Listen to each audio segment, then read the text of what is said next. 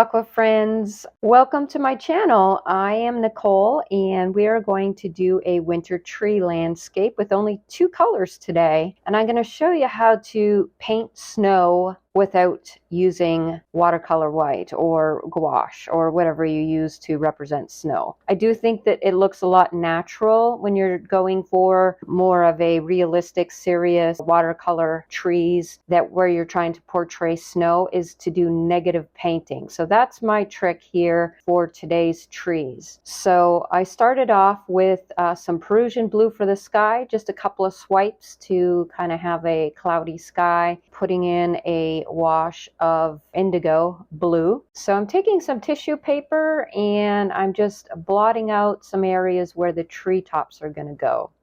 And with my indigo blue, I am coming in to draw in the trees.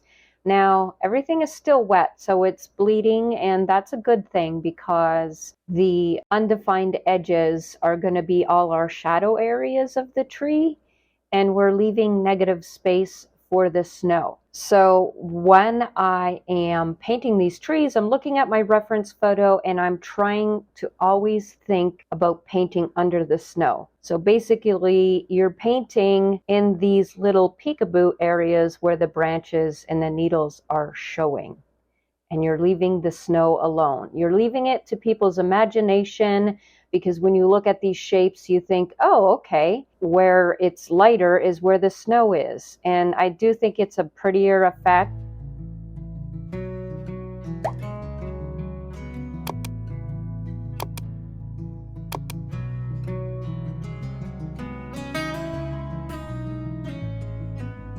As we are making these different layers on the trees, things are drying, and we are going to go over the trees multiple times, but we're not having to let our paper completely dry in between layers. It's not necessary, since it takes a little while to paint each tree.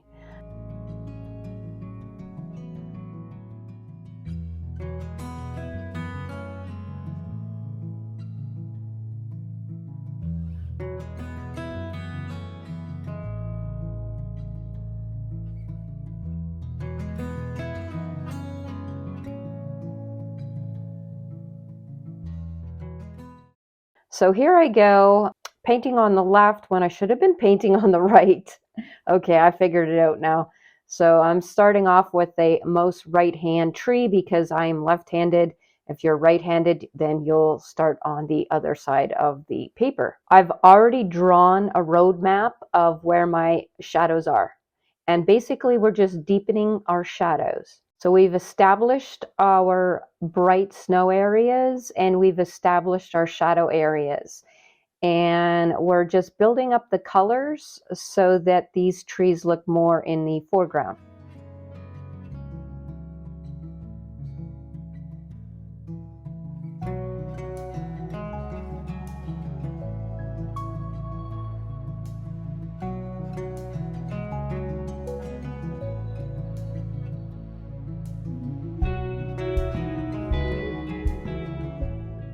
If things get too dark, you could always blot it with a tissue paper like I did there. You could also have a scrap piece of paper handy to try out your color on the paper first. But I don't usually do that. I just go for it, and if it's too dark, just blot it with a tissue paper. And then add a little bit more water to your paint and have a go at it again.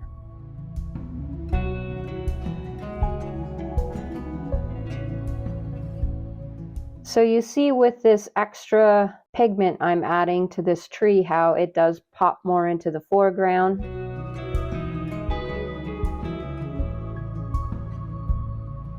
So I'm letting that one dry, and I am going to work on the tree on the left-hand side now because I just didn't want the one on the right-hand side to bleed in with the background.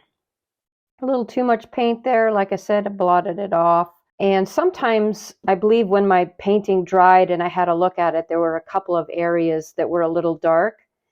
And you can always go over those areas with a wet brush to lift a little bit more pigment to even out your colors.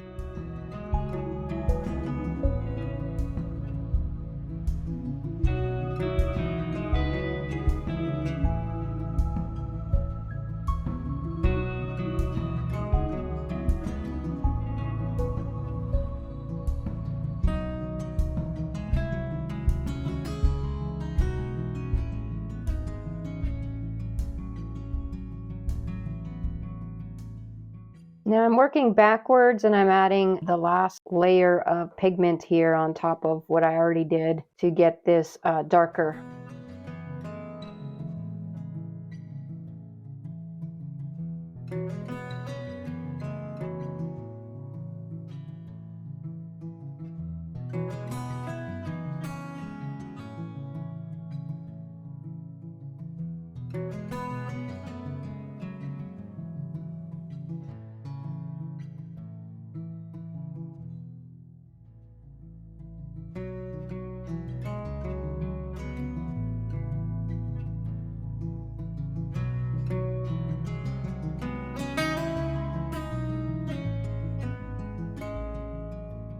That area right there at the bottom was pretty dark, and once it dried completely, I ended up blotting that with a little damp brush to pick up some of the pigment there.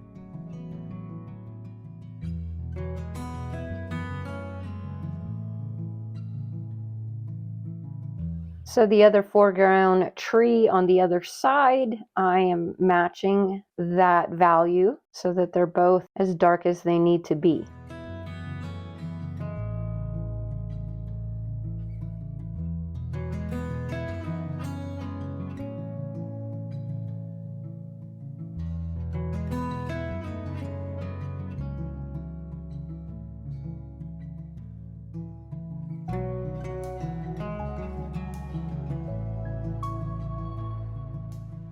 Now, as far as the background tree, I'm not going to go as dark or put as much detail in it because it is kind of like in that mid-ground section.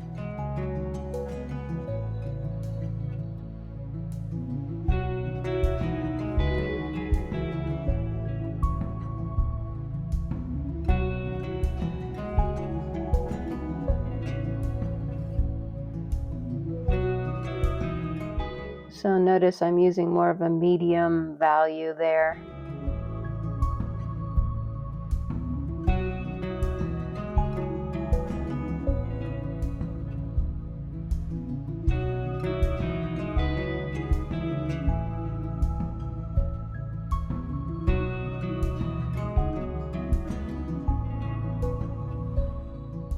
So because I plan to use this for the holidays to make it a little extra special, I decided to frame the white part in silver. I have silver ink that I'm using, and I'm just concentrating first on drawing the straight lines along the edges of the painting.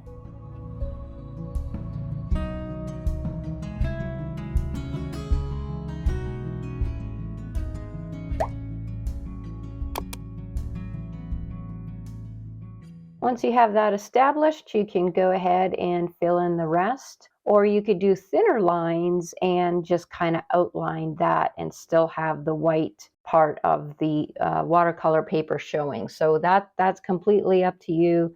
That's a design choice. I'm going to mat this on a cardstock, so I wanted to totally cover up all the white of the paper here.